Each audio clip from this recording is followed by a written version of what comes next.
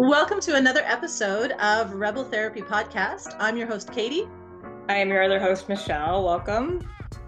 And I am very excited today to introduce another of our fabulous lineup of guests. This particular guest, I am very pleased to announce, is my dear brother, Josh Mead, tall Josh Mead.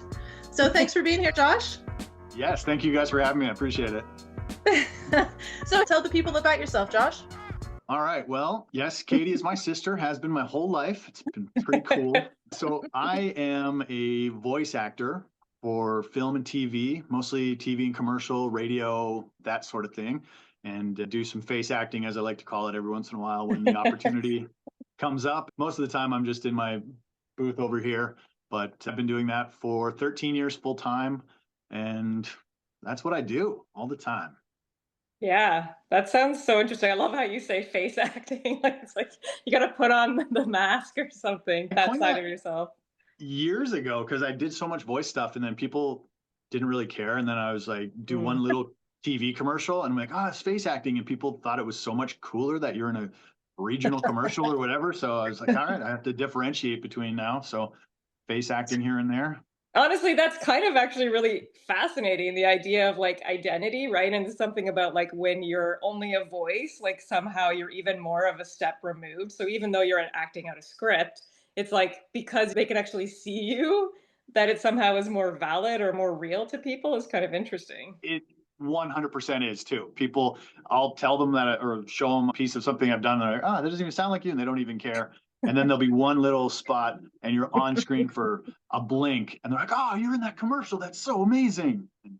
It's not really that amazing, but I guess if you see it, it makes more sense. Totally. Okay, so given all of that, do you have a preference at this point, given your the extensive experience in both spheres, I guess? I mean, I think I know the answer to this, but I'm going to throw it back to you anyway. Yes. Voice acting is perfection.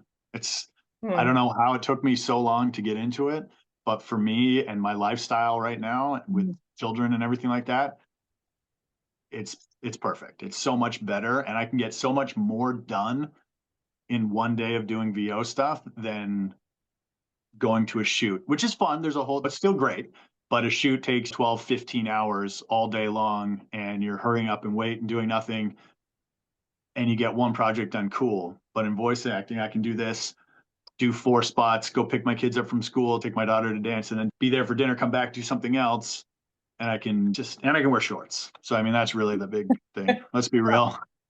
Given that you live in Arizona, I feel like shorts are kind of a given, or at least a requirement, maybe a requirement for life. I was just going to say there's such an interesting difference in that, right? Where like when you're voice acting, you're not like at the direction of anybody at that right moment, right? Like it's not live. Like obviously you're recording it, but like you can redo it and kind of like work on it, and it's kind of at your own pace, as opposed to obviously when you're a commercial, it's like stand here now, make the thing happen. Like there's a different level of kind of pressure, because I can imagine when you do voice acting, it's rare that it's live. Well, so auditions, everything like that, obviously you do it on your own time. And then I have a lot of clients that I do e-learning projects for, or some commercials that I've been doing for them for 5-10 years. So they just send me the script and I know what they want. We do that. But then I will now again get spots where it will be live with the director.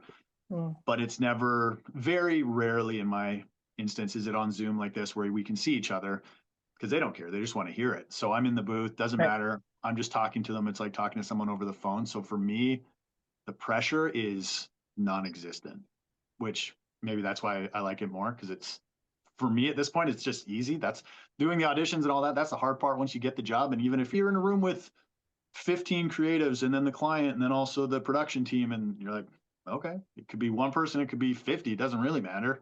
Yeah. So, how did you build that ease with voice acting? I have no idea. It's just honestly, I think about it all the time, because people do ask. This is one thing I did want to mention. It's so funny. Pretty much everybody I've ever met in the last 10 years has wanted to be a voice actor at some point, whether it's my pool guy or my pest spray guy. As soon as they find out what I do, they're like, I have a great voice. I've always wanted to do that. I've just never gotten around to it. For some reason, it was always a comfort. It was just easy. I don't know. My wife gave me a mic years ago and I auditioned for something. I got the job and was like, that's pretty cool. I should do this more. And for whatever reason, it just kind of stuck. I don't know how to explain that. Okay, so I feel like a bit of a ringer in this situation because, as aforementioned, you are my brother and I have been around for part of this journey. And can I make a suggestion based on my observations of how you operate? And if we don't like this, we can cut this out of the podcast. I think everything that you said obviously is very true. And I think there's probably, you've got an aptitude, all these other things. You also work really hard. I feel like that needs to be said. And I love like the pool guys, like, ooh, I've got a good voice. I could probably do it. It's like, yeah, cool. Awesome. That's amazing. How much work? I'm thinking about you like creating the sound booth out of like thin air pretty much. I mean, okay, that's not quite accurate, but like, wouldn't you say that's true? Like, 100%. Yeah, I mean, like you work, not only do you work hard, you're also amazingly consistent and reliable. No? Yeah, that's actually my one main thing about what I do is reliability. That is how I tell people again, how do you do it? How do you succeed? How do you get all these jobs? I'm available. I'm reliable. I just get the job done. I've talked to so many producers or whoever, and they'll send something out and 4 days later, you'll get a response from a voice actor. I don't know if they're trying to fake being busy, so that makes them more important or something, but I just never subscribe to that. Why wait? I just get it right now. And I booked so many jobs that they're like, oh, we're going to put auditions out for a week, but you got back to us in 15 minutes and damn, this is exactly what we needed. And when could you do it? I'll be like, I'll have it done within the hour. Oh my God. You guys are so similar in that way where you're both just like doers because Katie's such a doer. You're like, can you do this? And she's like, 5 minutes later, it's done. And you're like, what? Yeah. Like that might take me a week. And it's just like, you're on it. You do it. Yeah. And I have probably 1,000 emails from people being like, holy cow, you're so fast. How did you get that done? And it's not because I'm sitting here like with nothing to do, just like waiting. Nope. I'm doing a million things and it comes in. Well, I'm not going to put it on my to-do list and maybe I can get around to it on Wednesday. No, I'm going to just do it now. Because then by Wednesday, you've asked me to do 3 other things. So then there we go. Well, I also wonder, I mean, I think there are a couple of things. I mean, in my previous life, years ago now, as a musician, right? I think there was a misunderstanding at times that, people get ahead because they're really talented. I think talent is a given. You have to be talented, absolutely. But then after that, I think the thing that really puts you ahead, I mean, a little bit of luck, sure, whatever. But it's what you're saying, Josh. It's the resilience or the showing up all the time, being reliable, getting the work done. And I think of it from a therapeutic perspective. When you feel out of control in your life, like what are the levers that you can control? Because there are lots of things we can't control. But if there are things that you can, to your point, you can get it done now versus waiting till Wednesday. Why would you not cross that off your list? Sure. And chances are you're going to be the one who is excellent, but also got back to them first. So they're like, great, this is easy. And especially for me, everything that I know, it has to be done right now. Nobody has time in my profession to wait for anything. And so just do it. Yeah. I mean, how did you get to that kind of reliability and that like level of execution that's quick? Like, were you always a reliable person? Like, is that something you consciously developed as a person? No, I think I was always pretty reliable. Katie could probably attest to this. I was a pretty vanilla kid. I wasn't crazy and I was a reliable kid who did what I was supposed to do and not because of anything, just because that's just how it was. Yeah. Growing up, at least. Are you pretty easygoing in general? I like to pretend I am, and I like to to work for that. Like that would be great. I know what it can feel like because I have had some times where things have been going great, and it's like, whoa, okay, this is great. But a majority of the time it's a struggle, right?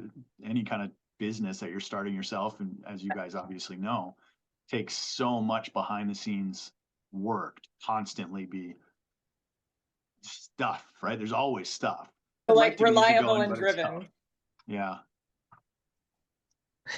Yeah, I wonder if a more accurate, not accurate, but a different way to say that maybe would be adaptable. I think you're very good at being adaptable. Yes, 100%. Which I don't think it's the same thing as, speaking from personal experience, I don't think it's the same as being chill or relaxed. It's just, okay, sure, if this is what the situation calls for, I can rise to that, right? I can do what's needed in this moment, I think. I think so. I think you've always been good at that. Yep. Yeah, I would agree 100%. So voice acting, so for the people who want to know, you moved to California what year after film school? 2003. 2003. Valentine's Day. No, wait, I'm sorry. That was wrong. 2004. There you Valentine's go. Day, There you go. 2004. Moved to LA. Amazing. Hollywood Boulevard. You got some good stories from that time, I imagine. Yes. Yeah, the very first day we got there, I don't know if you guys watched Scrubs, Donald Faison. I saw him on Hollywood Boulevard with like the biggest bouquet of roses I ever saw in my life. And I'm like, that's Hollywood, baby. And that's as we were driving up to our little place, our little 1-bedroom apartment on Sycamore and Hollywood Boulevard. I'm like, this place is cool. I like this. Oh my God. Was that the one with the lemon tree or was that later? It might have been. Yeah, because there was a park right behind it. Yeah. I mean, down there was a lot. We moved around a bunch, but yeah, fair enough. So, I mean, voice acting is something you evolved into, I think. Is that a fair way to say? Yeah. So how did that come about? Yeah, it was just happenstance. My agent in Portland at the time just had a voiceover audition. And this was, I can't remember the exact years. I'm thinking probably 2009, 10-ish. And so I didn't have any gear. I didn't have anything. It was just, cell phones. I think I probably still had a flip phone and whatever. So it wasn't easy tech. You couldn't just quickly throw on your voice recorder and do a pretty decent job. And so I somehow got it recorded, and it was for Yakima bike mounts and racks that you put on your cars. Nice. And I was like, oh, cool. And it was just everyday guy just talking about going on a trip and I wish I had more room for some stuff. And so I didn't know what I didn't know. And it went perfectly to voice actor because back in the day, it was all radio guys whose radio kind of fizzled away. So they were like, 107.9 Yakima bike mounts, put them on your car. And they're like, you guy, what are we doing? That's not right. You're a radio guy. Yeah. So I just did it kind of from an actor's perspective and was just thinking, talking about how that experience would be. And I booked the job. And then one spot that same day turned into 5 at like $500 or $600 a spot. And at that time, might as well have been $1 million. Like that just, that's amazing.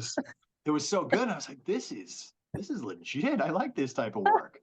And so, like I said before, Heather bought me a good mic and I kind of just dove right in. And there we go. 13 years later, it's now kind of stuck and that's what we do. So it's like you like that. Almost. Sorry, I was just going to say, it's a little bit that saying like you're building the plane as it's flying then? Oh, at 100%, least at the beginning? Still today. Even still today? 100%. The amount of voiceover stuff that I have done in my career is so minuscule of what's available. I still have no idea what I'm doing. I get new auditions every day for projects. I have no idea what it is. I booked one promo job for Fox years ago, never auditioned for a network promo before, and was like, I don't know what I'm doing. I've watched TV, probably fake that. Did it. Next day, they're like, hey, you're the new voice of this show on Fox. We need you to record every day, basically. And I was like, didn't you have that gig for years? Like it was a bread and butter gig? It was over a bit, and then had a great contact at Fox, who I still am really good friends with. Yeah, it was just, I just did it my way and was like, hope that's cool. We'll see how it works. And it did. So like it's not always going to work that way, but yeah, exactly. It's like playing in my head right now as you're talking. No, I love it. So really kind of, I mean, there's a certain amount of courage and creativity, I think, that's required when you're like, I don't even know what a promo spot is, but yeah, man, sure, I'll do it. I'll give it a try. Why not? Right? Like, I mean, how have you sort of developed your chops, so to speak, when it comes to that? Being able to just like jump in without a safety net. You're like, I'll give it a shot. Sure. So a lot of that comes from face acting background where you got to be on. When it's time to go, like obviously when you're younger, you start in theater and you know about that. You got to be ready. You got to be ready to go. And there's really no take twos. You need to be prepared. You need to be ready to go. You need to know your stuff. And it doesn't hurt that I actually really love what I'm doing. So that makes it a lot easier too, to get into it, to dive in or whatever. And then I've been really fortunate that when I lived in Oregon, I lived in a really small town southwest of Portland called Sherwood. And I didn't know, but there is one of like the best promo documentary voiceover guys out there right now, Dan Nachtraub. He's amazing. And he lived like 5 minutes from my house. And we met up at a promo workshop that I took. didn't know anything about anything, took that, met him, and I was like, oh, we live 5 minutes from each other. Holy cow. And that night that I booked, I called him because he had a world-class studio. Yeah. And I called him up. I'm like, Dan, I know we don't really know each other that well. We just met. I just got a call and I need to be recording for Fox tomorrow, apparently. Can you help me out? And he was like, bro, anytime, come over. And so he was instrumental for me because we were sitting there waiting to connect. And he's like, okay, so do you know what you're doing? I'm like, no. Not And I had really. like 11 scripts or something, 11 promos for different nights of the week and different episodes or whatever the case was. And he's like, okay, well, this is what's going to happen. You're going to hear these 3 beeps and then you got to go in and it's got to be live. And that's why promo is cool, because that brings you back to the theater thing where director's going to say, okay, you've got 17 seconds to hit these things. You're going to hear some different parts of the promotion. Then you got to go in and you have to do it. And they expect you're a pro. They want you to do it and do it right away, because they've got that show and 15 other they're doing that day. So it's awesome for me, but they're like, whatever, let's go. Like, let's get it done. Yeah. So I can imagine like there might be some like nervousness or feeling of like pressure to like hit those moments, but I can imagine also some like excitement, right? It's like, it's almost like I was going to say almost like a sport, but it's not quite the same thing, but it's just like you have to do this thing at this time, at this level. It's like hitting your mark, right? 100%. And you are absolutely right. There's a way in which you have to kind of step into the present moment and rely on whatever you have that you've already kind of gained in the past, or like stuff like what you've worked on, even for that project, like preparation, right? But it's like meeting that moment fully. Like, how does that feel? It's like, I just got goosebumps about it, because there's very few moments in your life, in my life, that give you that, okay, it's time. I got to go. I got to do this. And for me, especially now doing voiceover, that's the time that I know for promo specifically, because obviously you guys don't know about that, but they'll tell you everything and then you'll hear these 3 beeps, and that means they're recording from their end and you got to do it. And these guys are all, like you said, they're pros. They're ready. They think you're ready. So you have to be. And so you get that, okay, let's do it. We'll figure it out. It literally makes me think of like shooting baskets from the penalty line or whatever, right? Like the pre-fall. Yeah, I said that wrong. That was description. It was close. It was pretty bad. But anyway, yeah. But kind of, right? Where you're like, okay, you've got this opportunity. It's happening right now. Don't fuck it up. Yeah. You've practiced before. You know how to, shoot a hoop. Yeah. Now everybody's watching. You better score. Well, that's the only way I can relate to that, because I grew up doing a lot of different sports, and obviously not at the high levels that your guys are speaking about, but they meant something to me. And there would often be times where like I was the point guard on a basketball team for my city. So it's like you're kind of leading the squad. You have to, like when you're shooting that free throw, you have to rely on the muscle memory and all of the practicing you've done. But then you also have to be able to literally do it in that second and actually be relaxed enough so that you don't fuck it up, and obviously be accurate enough. And like, it's like, how do you hold that optimal level of tension in your body where you're active, you're alive, but you're not like tense? And especially in voiceover, because there's so many, the nuance of whatever you're selling or telling, if I'm nervous about something, I can't be telling you that bread's on sale for 99 cents with your coupon card or whatever, you know what I'm saying? If I'm like freaking out and being like, oh my God, is it on sale? I can't remember if it's white bread or wheat bread, or holy shit, what am I going to do? So it's important to balance both of those for sure. Yeah, it's like that's not the energy that they're looking for. And it's they're like, okay, this guy's a little wound up. It's so interesting that you guys both did voice dependent things, like Katie with your opera and Josh with your voice acting and face acting. It is so interesting, because I know when I get nervous, it's like the first thing I kind of do is clench my voice and kind of like control how it comes out and control kind of even the airflow, So yeah, I'm curious how you've that relationship to kind of your voice over time. Yeah, I think, and maybe that's why voice acting I lean to it, because it didn't make me as nervous. On camera work was all eyes on you, and you can see the 60 people, everybody waiting for you. And yeah, you can do it. And I've lucked out and I had a few opportunities to do some pretty big like TV shows and stuff. Not very many, but enough that I got that full experience of like millions and millions of dollars waiting on me to go. Yeah. But when I'm in my own setup, I know, it's still a big project and there's still lots going on. But for some reason, it was just so much easier to just like compartmentalize it maybe. Just to be able to be like, okay, I know I'm good enough to do this. Yeah, and it does sound like there's something about the visual element, right? Like without people staring at you. Yeah. Yeah. You know, like they're even though people might be waiting for you on the other line, right? It's like they're not, their gaze isn't on you in that moment. Yeah. And a lot of voice acting too is hand movements, and you're acting the whole thing. I'm not just standing there, delivering my lines. If you saw a video, you'd be like, this guy's crazy. What is he doing? But I don't talk like that all the time. I'm like, hey, what's up? How you guys doing? But Right. it's so much easier to do that when I'm in studio in the booth talking about this, or point to this, or get this line, punch this part, and I can like physically do that. If I know that I need to punch this one section, I can literally punch it and it'll come out in my voice, and they don't need to know I'm like punching my hands or giving Right. myself that cue.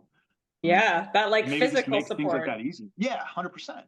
Like, so you probably developed that over time, right? Of like realizing like, oh, if I want to emote in this particular way, like if I want to get like this strength across, it's like I actually have to do a physical movement to like support that, right? To almost bring the authenticity to it. Yeah, and a lot of people think that would only be for if you were doing cartoons or something, animation, right? Where you've got to be goofy voices and stuff, but that's not the case at all. Because I rarely do that. I'm more of just an everyday guy. There are so many different things, whether it's a car commercial, it's got to be a high impact delivery versus I did one for like a pocket knife thing, and it was just like super chill guy sitting at the lake whittling with his new knife, but you have to approach it totally differently. And my body language reflects that for sure.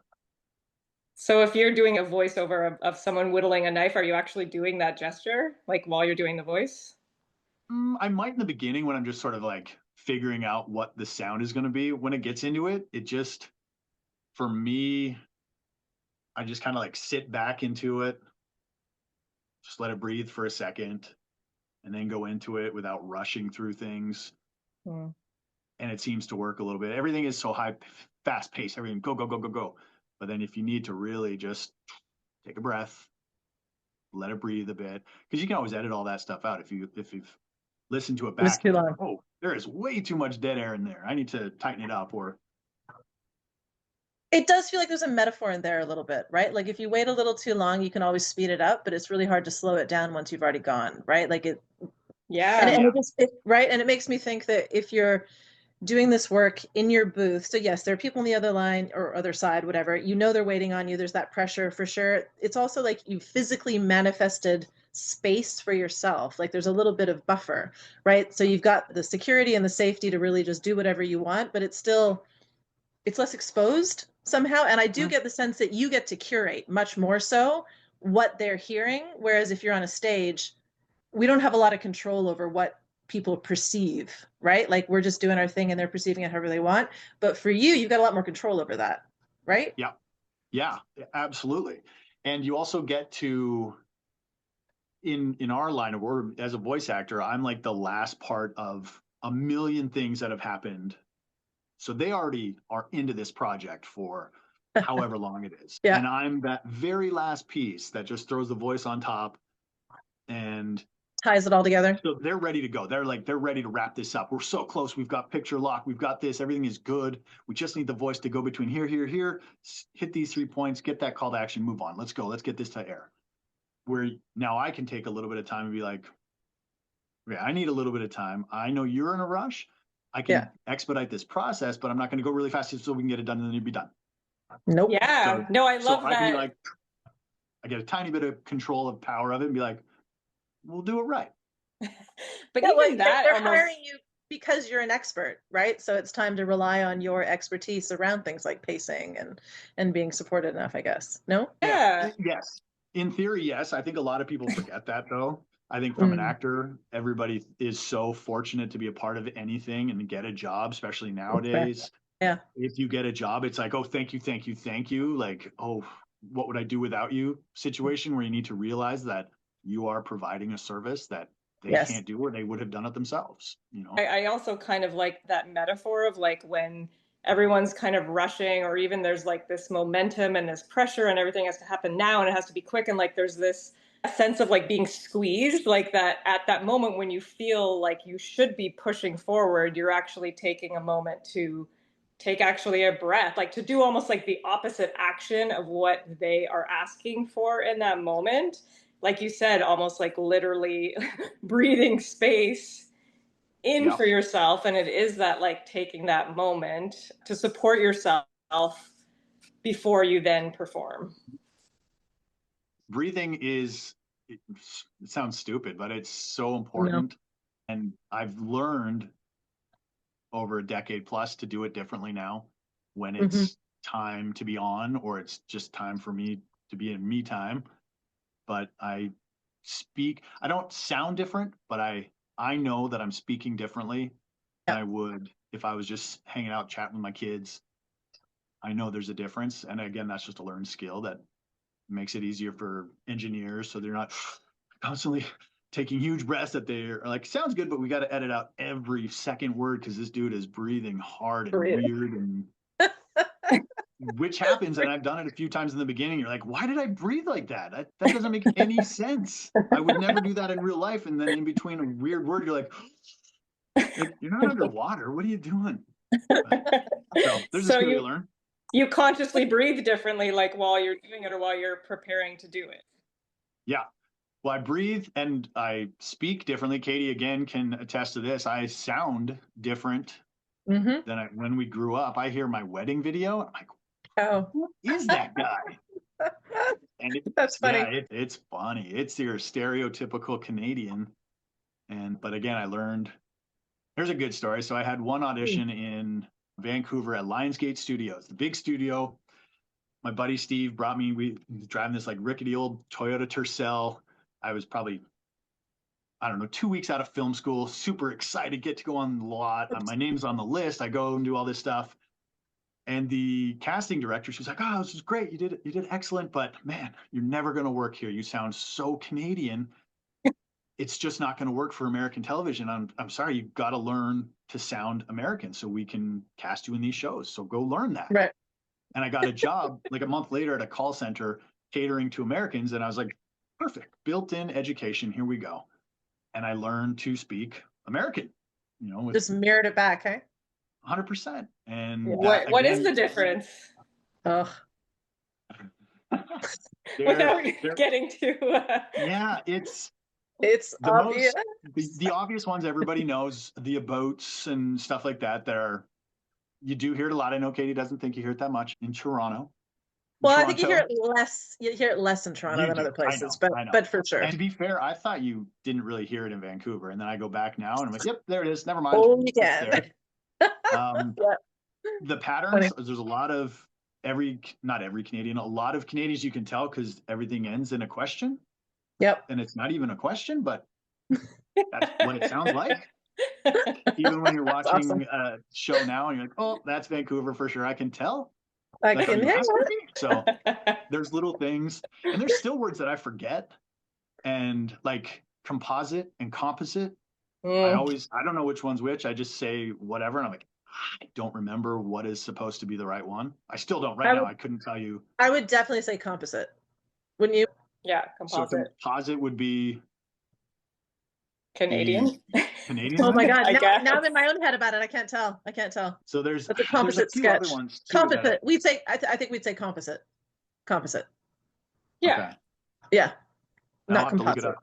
Oh my gosh! Yeah, I know. And now I'm gonna have an audition for it, and I'm gonna say, why are you saying it that way? That's weird, I don't know. I don't know where. There's a good handful of words that even to this day, because I'll say 20 years of growing up in Canada, I just say it the way I'm like, oh, I don't know if that's right. Oh my God, that's so interesting how like words are so contextual. Like when I'm using words as I'm speaking where it makes sense, then I'm not questioning how I would say it. But it's like as soon as you like isolate that word out, I'm like, I don't know. It doesn't make any sense to me anymore. Yeah. You say it 4 or 5 times. It loses meaning. That was. Yeah. So you've had to learn to be a bit of a chameleon as well, then I imagine. Yeah. Sort of adjusting to whatever is needed. I mean, if you're doing something for Fox versus something in California versus something in Denver versus, I mean, it's there have to be regional differences that you acknowledge. Yes? Absolutely. Yeah. And it's, again, Minnesota lends to the Canadian, whatever you want to call it, accent. But then I do have an agent in Austin, and they want a little of the Texas thing, but they don't want a lot. They don't want the full Matthew McConaughey whistle sort of thing going on.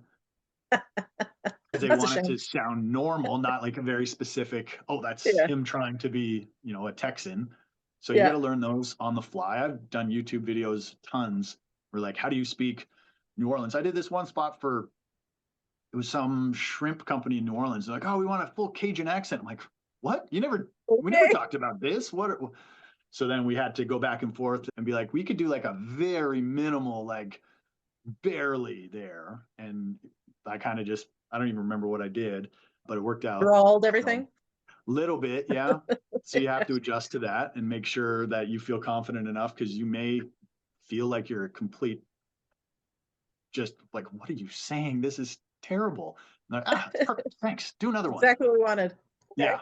So can I ask, I'm just curious, and we can cut this out if you don't want to talk about it.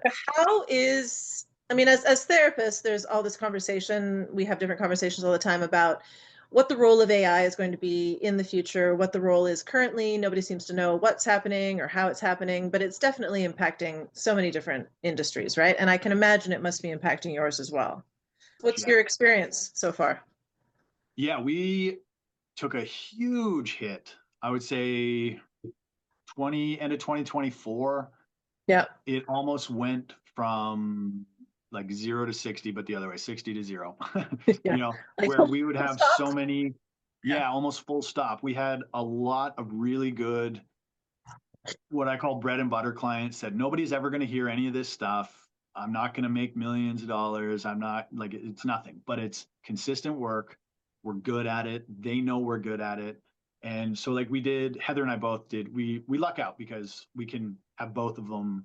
We can have male, female, and a lot of, they want male, female narrators. So we did a huge amount of training videos for like Williams Sonoma and all these retail companies and grocery store things.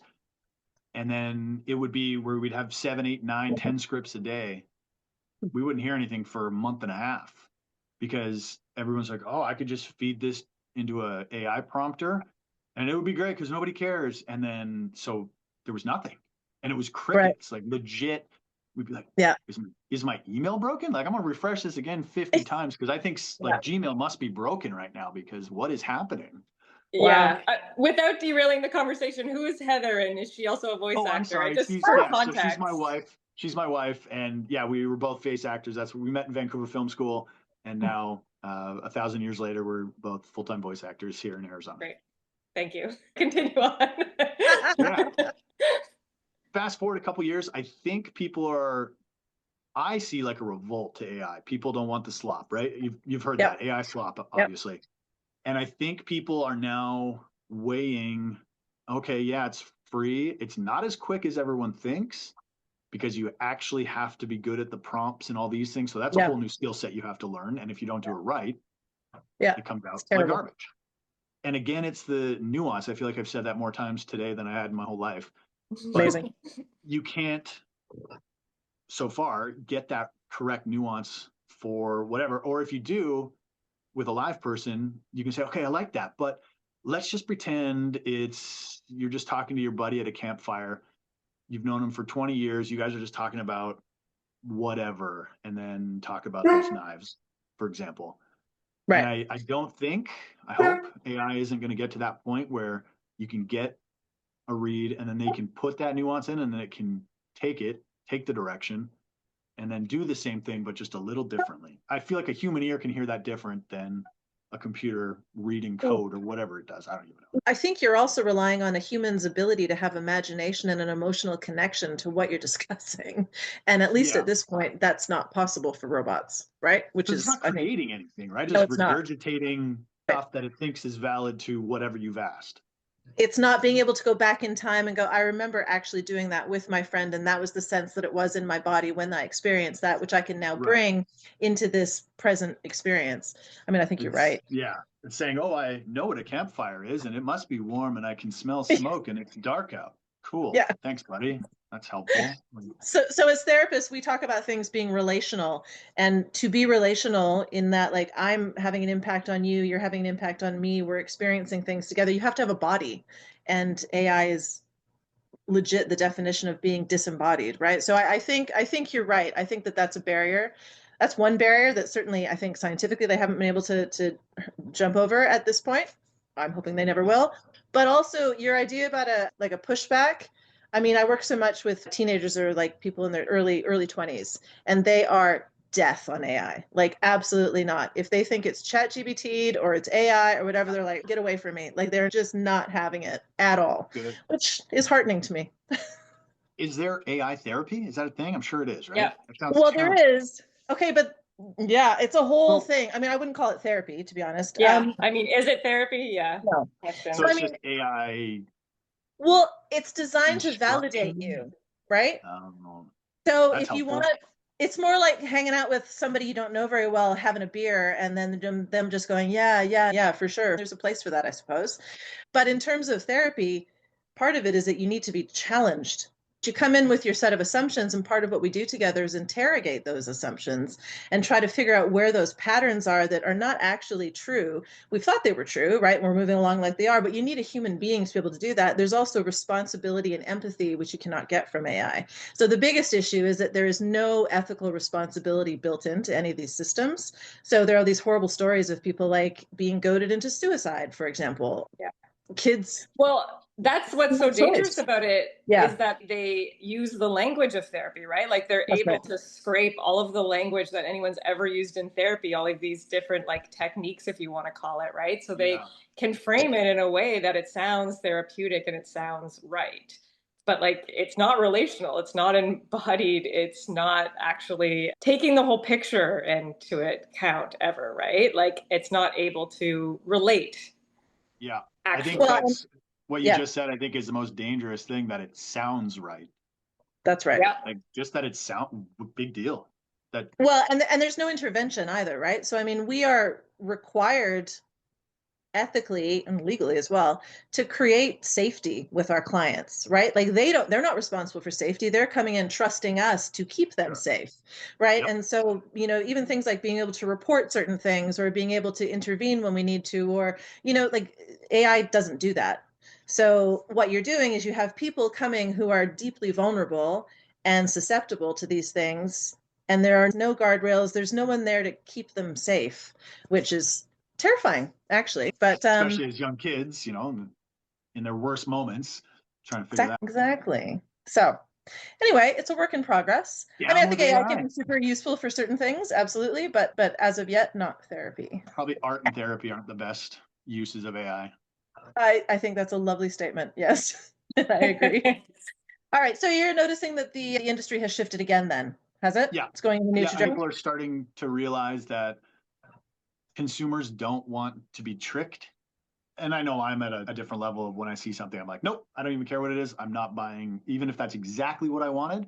And you used a fully AI commercial, not happening. Hey, literally, you and I have never talked about this, but you guys are the exact same. Oh my God, if I'm like, the only time I ever see commercials is when I'm on YouTube or whatever, and I'm just like, nope, absolutely not. And to your point, maybe that was exactly the thing that I wanted, but you're dead to me now. So never mind. I'll keep looking. And I'll remember you, and I will never use you ever. And I hope that a lot of people are kind of going that way as well. And I try to keep a pulse on Hollywood as best I can from arm's length. And I feel like we're on the right path. I think we hit that. Everybody tried it. Everybody wanted to see how great it was. And now they're like, it's not that great. It's not even, and I know all the Facebooks and all these ones are trying to put billions of dollars into it. Cool. Okay. You guys do you. But like you said, there's a place for it, but there's also a place for us to do our thing. To actually connect as human beings and have that experience, right? Which we're not going to get. Yeah. I don't want to watch an AI movie of, I don't want to watch an AI movie of young Tom Hanks. Whoop-de-doo. That's great. I'll go watch a movie from 1985. I saw a bunch of things. I think it was like a Harrison Ford one, and they made him really young for something. Maybe it was the Indiana Jones, the latest one. I think you're right. Yeah. Right at the beginning part, they were doing like a whatever. I'm like, I get it. It made sense in the movie, but I don't want to watch an entire movie of like young Harrison Ford. If I did, like I said, I'll go and watch young. I don't need to watch him now in 2026 as a young man. No, it's weird. It's too weird. I don't like it. Yeah. It's creepy. It just, I don't know. It's just, nope. So it has kind of, it came to, like you said, a head, and now it's kind of creeping back, that voice acting is coming back to humans.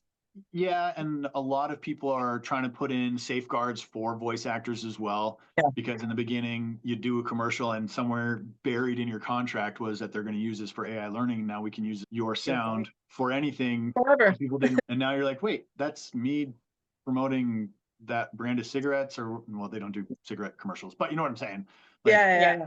something you're like, oh, I have no idea what that is. What are we doing? But at the bottom of your contract, it said, hey, you gave your rights up completely. So that's wild. That's wild that any contract can have that we can have your voice likeness forever in perpetuity. Like, what? Well, and it got so bad too that even in face acting, it would do the same. There were some, and I don't know the specifics about it, but it was something about background actors. Yes. And they could scan you, and then that's it. You get your day rate of $64 or whatever it is, and they can use you as background now forever. You can be in a million different scenes because now they have you scanned, and boom, we'll put that in. And you're like, oh, well, I got 1 day work for that. That's great. Cool. No. So people try to do it. Wasn't that what the actor strike? I mean, that wasn't the only reason that there was the actor strike, but that was a main component, I think, wasn't it? That they were pushing back against. They're like, no. So they won on that. Hooray. So partially, I think, better place now than we were before. So, but all right. So if you were going to give somebody advice, they were at the beginning of their career, whether it's voice acting, face acting, whatever, but like really stepping into this industry, into this arena, what's some advice you give them? What do you think they would need to know? Or maybe what advice would you give to your younger self? Speaking of younger selves, not AI generated. Okay. Yeah, with full head of hair, all that. Sure. The mushroom cut, remember that? Yeah, the mushroom cut. Yeah, so like that keener 2 weeks out of film school. Yeah. What would you tell him?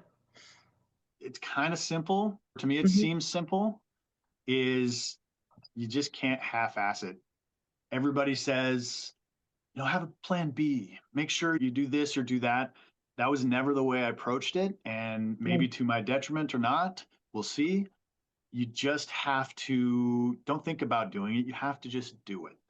It sounds really simple, but I think having these grand ideas and dreams of what you want to do, what you want to accomplish, probably in any career, let's be real. I don't have any other careers I don't know. So maybe it's not correct. But for mine, if I just was like, maybe I'll try that here. Maybe I'll try a little bit here, a little bit there. You're not going to get, chances are you're not going to get anything from it. You might get a job here and there, which is cool. Great. But if you want it to be a sustainable career, scary sometimes, especially with kids and a wife and a house and car payments and all that. And it's really, but you just have to believe in yourself that if you want to do this, you just have to do it. And again, it seems like the most basic advice, but I've talked to so many people who are like, oh yeah, really wanted to do it. I don't have a mic. I don't have this. I don't have a that. I just don't have the time. I didn't have any of those things either. My first commercial was on the Smithsonian Channel for some alarm clock that was on wheels, that as soon as your alarm went, the wheels started going and it like shot off your desk. So you had to get up to turn it off.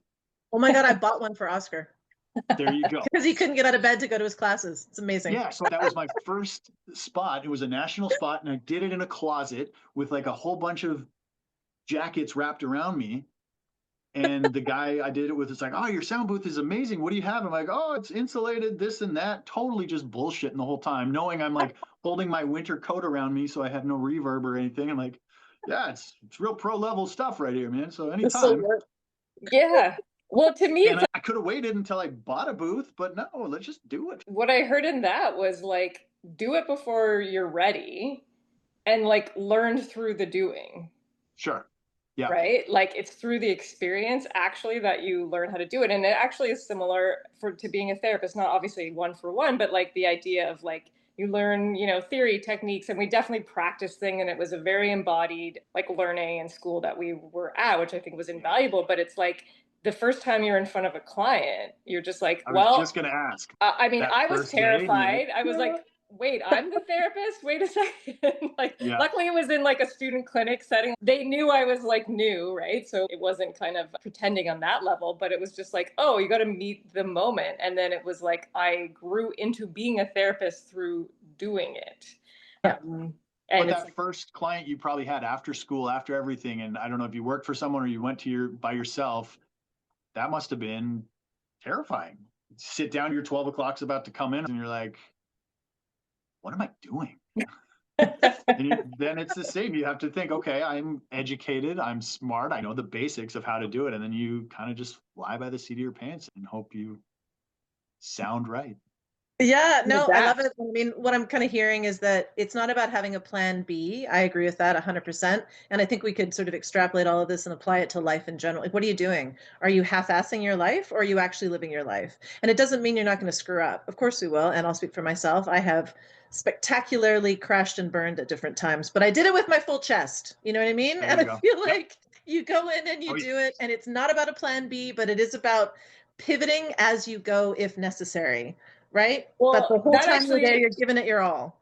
that makes me really curious. Like, when was a time that you just like fell flat on your face? Like, it was like, yeah, like do the thing, and like your voice cracked, or you couldn't, like, you know what I mean? Like, what was there ever been any big moments where you just like made a huge mistake, or it was really hard? yes. Yeah, there's one, and it still to this day replays in my head, and it just is like eats at me. It's the dumbest thing ever. So I was cast as like a bad guy in a television series up in Portland. It was just one episode, and I was like the main dude's right hand man. Henchman?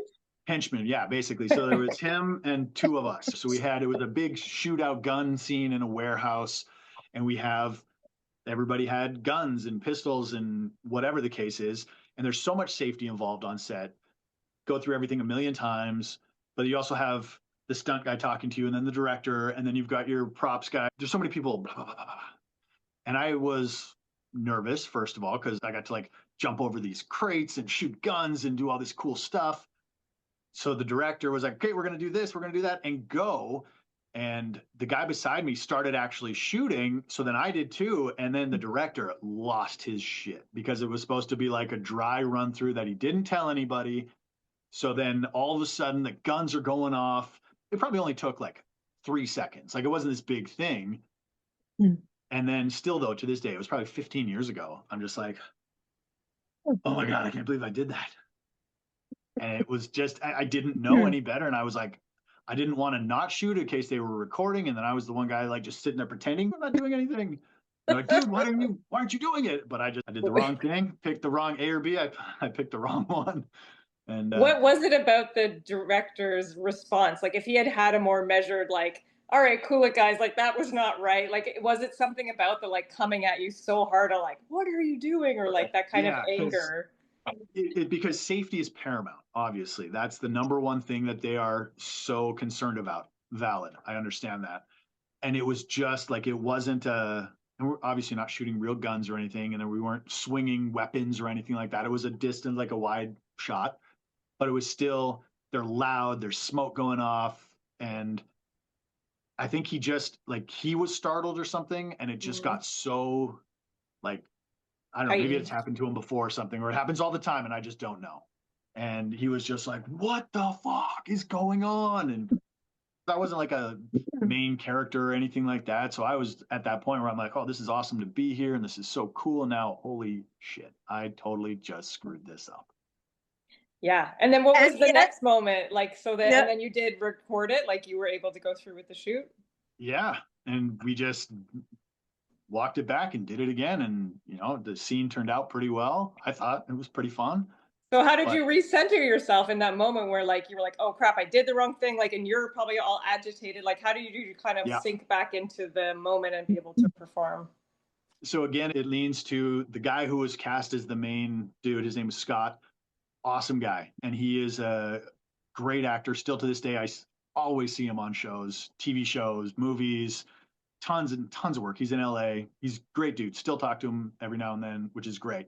But he was super helpful and was like, no big deal. Like, let's reset. Let's all, let's figure it out. And Yeah. that was helpful for sure. He wasn't a holier than thou, like, I'm a star, you suck, figure it out. Yeah. Let's work together. Let's, and yeah, I haven't really thought about that part of it before. It's always just the screw up part. Yeah. Well, sorry, that was a pro therapist move. That's right. This is why I don't think I've ever thought about that, to be honest with you. Human therapists are better than AI therapists. But I love that it was making contact with another human, like on a human level, of just be like, oh man, like, we're going to get it. Don't worry about it. Like the kind of contrast of that other experience of just being like, oh no, it's okay. And then you're like, okay, I got it. We got it. It's okay. Yeah. And I wasn't cut. It was there. It's online somewhere. So it still lives. So it's like it was successful. Yeah. After a few hiccups, we figured it out. That's great. I love it. I do love the number of stories that you have, Josh. Moments that we would call it from a therapeutic perspective, like almost moments of rupture, where there was another human there to sort of help you, right? And like these are the things that seem to stick in your mind when some random dude who was another actor or the promo guy or whatever, people who stepped in and kind of helped you out in those moments, and it just changed the whole experience. Sure, 100%. Love it. And it grounds you. Yeah. Yes.